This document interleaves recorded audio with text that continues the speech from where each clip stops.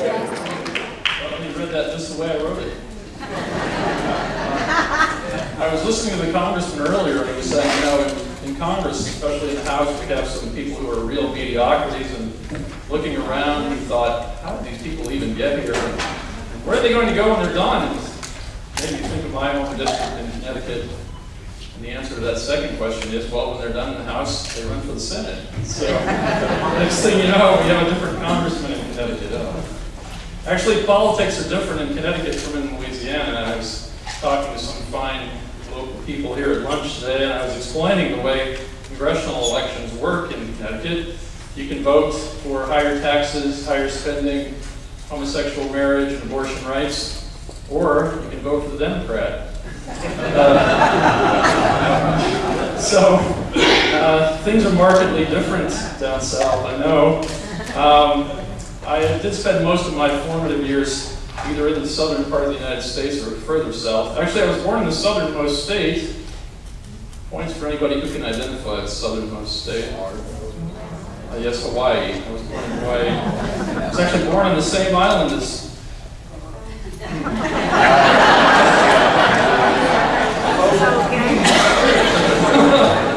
Well, my brother was born on the same island as I was. Okay, I'm going to talk a bit tonight about the question, what kind of Constitution? What kind of Constitution? And before you can understand our American Constitution, that is the federal Constitution, you have to have a bit of an idea of where it came from. So I'm going to talk about where it came from, why we have it, how it was explained to the people when it was before the ratification. Thomas Jefferson said that that's the key to understanding the Constitution, to ask yourself how its proponents explained it as it was depending before the people during what we call the ratification process, and how it's been treated since. So we're going to see a distinction, I think at least a slight distinction, between the Constitution as James Madison knew it and the Constitution as we know it today, which, by the way, will explain to you the title of my last book when we get to the end of this topic. But anyway, the starting point for any discussion of the federal Constitution is the First World War, which, as we all know, occurred in the middle of the 18th century. That is not commonly called the First World War. It's usually called the French and Indian War, or in Europe, the 7 Years' War, but it really was the First World War. It was fought between the French and the British all over the world, in Europe, in the Mediterranean, in the Atlantic, in India, and obviously in North America, where it was actually longer than 7 years, and that's why we call it French and Indian War here.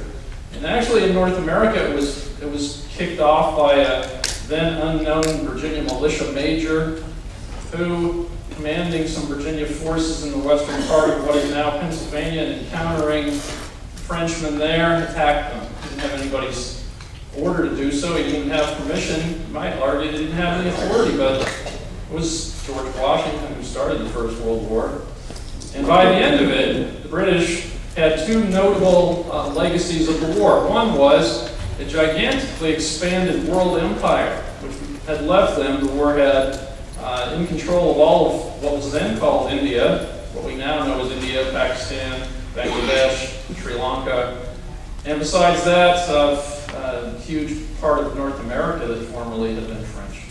So that was one, what we now call Quebec, what was then called Canada. French part of today's Canada. And the other notable legacy of the First World War was gigantically expanded national debt. So sometimes today you hear people say, well, wow, I'm really concerned with what's going on in Washington. I fear that will affect my children and grandchildren. And my answer to you is, oh, no, no. That's far too optimistic. Because people in Britain today are still paying taxes to finance the debt from the 7 Years' War, which ended in 1763. And there's no indication they'll be paying off that debt anytime soon. So, they end this war, and the way the British system of war-making usually worked was that Britain did not have a peacetime army. That is alone among the major European powers, Russia, Spain, Austria, Russia, France, Britain. Britain didn't have to have a peacetime army, and some people argued that was why Britain, unlike all those other places, was a free country. The king didn't have an army at hand to cow the nobles, to cow the parliament. And so in peacetime, the British relied on having the supreme naval force in Europe, and since they had that natural moat around their country, which we call the English Channel, the North Sea, the Irish Sea, they could get away with that in peacetime. And then when war came, they would raise taxes to pay for the army that they would hurry and raise to fight whatever foreign country was bothering them at the time. And of course, in the 18th century, this was very successful for the British. They first cleared the Atlantic of contending powers, and so it came to have the predominance in the Atlantic over the Dutch and the Spanish, ultimately over the French in 7-year war. But the problem they had in 1763 was the war had ended, but they couldn't reduce the taxes because, and back to peacetime was because they had this new debt. So what to do?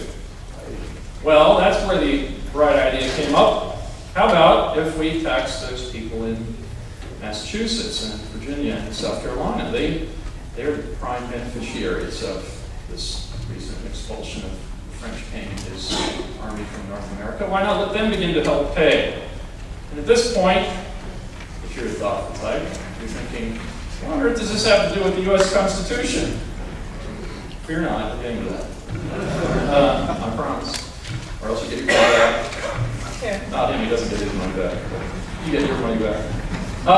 Anyway, so they have this question, how are we going to finance it? They have the idea we'll tax people in North America.